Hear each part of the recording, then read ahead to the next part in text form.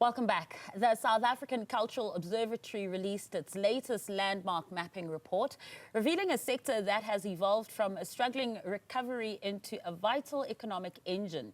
For the first time, the combined cultural, creative and sports industries have been formally valued together, contributing a staggering 3.9% to South Africa's GDP, roughly 271.2 billion rand. Now, this shift marks a major milestone in how South Africa views its soft power assets, moving from the periphery of the social development into the heart of national economic strategy. Let's talk more about this with Executive Director from the South African Cultural Observatory, Unathi Lutshaba. Unathi, a very good evening to you. Thank you so much for your time. It seems 2026 is off to a good start when it comes to jobs and employment, albeit just so marginal when it looks at the unemployment stats that are falling. But also this report too. Tell us about this report and your findings. Thank you, Masa, and good evening to all the viewers. So the South African Cultural Observatory has been tracking the creative economy for the past 10 years. And we've been quietly collecting and classifying and counting. And what we are discovering, firstly, is that this is a sector that is not just cultural and it's not just creative, but it's also competitive. So the recent mapping study report that we launched on Monday in Melrose revealed to us that the sector, the creative economy and the sports sector combined contribute roughly 4% to South Africa's GDP. Now, this may seem a bit alarming to some who have been following the work that the observatory is doing, because the previous mapping study reported a 3% GDP contribution to the creative economy. But I think it's important to note that previously we were only just tracking the impact of, the economic contribution in size of the creative economy alone. But now this study also includes the sports sector. Therefore, the 4% is made up of the 3% coming from the creative economy, combined with I think about 0.8% from the sports sector, which is fastly growing, if I may say. Yeah, and definitely proving that soft power assets are something to look out for to contribute to our economy. Now, Unathi, if you could just talk to us about the kinds of jobs that are being created and the forms of employment in these three sectors, from cultural, creative and sports industries. So, Masa, so what we've also discovered in the latest mapping study is that this sector employs about 1.4 million people in South Africa. So these are people who are creative, who are the creative and the sporting backbone of South Africa.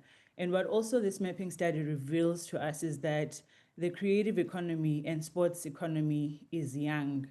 The majority of the people that are working in these two sectors are between the ages of 25 and 39 years. And also, what we're also seeing from this mapping study, what's also being revealed is that the sector also employs a lot of women and a lot of young people, if you compare it to other sectors in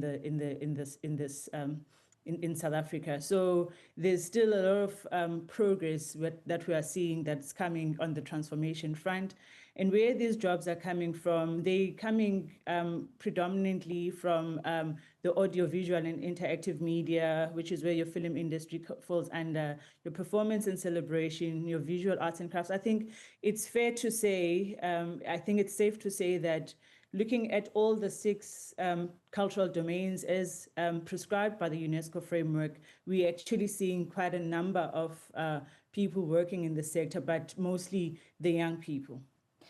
And speaking of young people as well, we've seen from our unemployment statistics that they're most affected when it comes to unemployment in South Africa. So this is a sector that they could actually go into and explore such opportunities that you have listed below as well, that you had just listed in terms of audiovisual work, etc.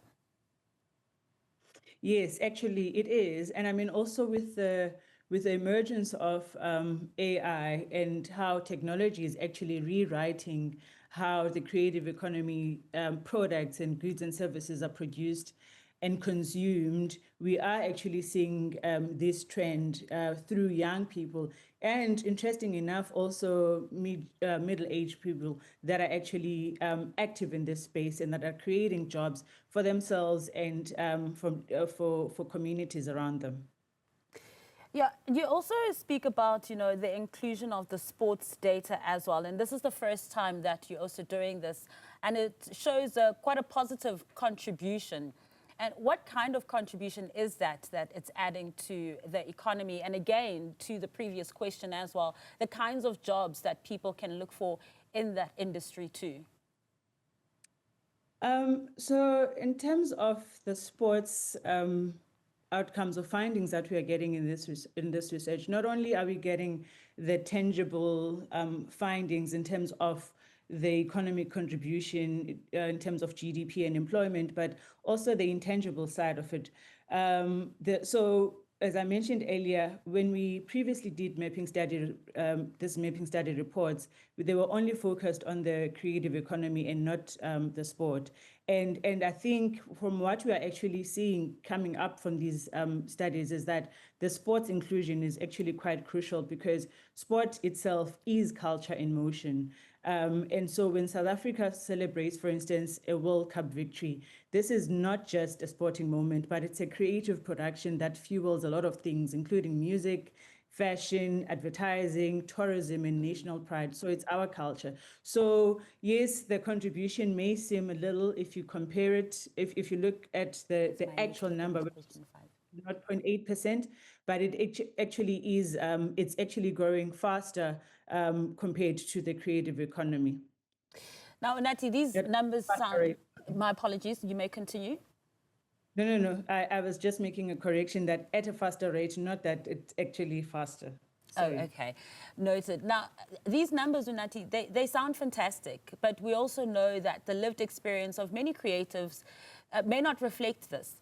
We've seen protests and calls for legislative changes as the arts industries continue to bleed due to a lack of funding, support, and more. We also heard President Ramaphosa in his State of the Nation address refer to the problems in the creative industry space as a crisis. Now, how do we square up, this report and these numbers and the lived experience of creatives on the ground? I think we as Africans, one of the greatest things we've actually done is being able to remix adversity into art.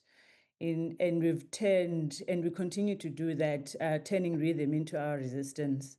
And we're making creativity a language of survival. So I think what I can contribute to the question from where the Cultural Observatory stands is that we need to rethink quite a number of things, including how our education system, so that arts and design are taught, for instance, alongside quite a number of things, including entrepreneurship, including marketing.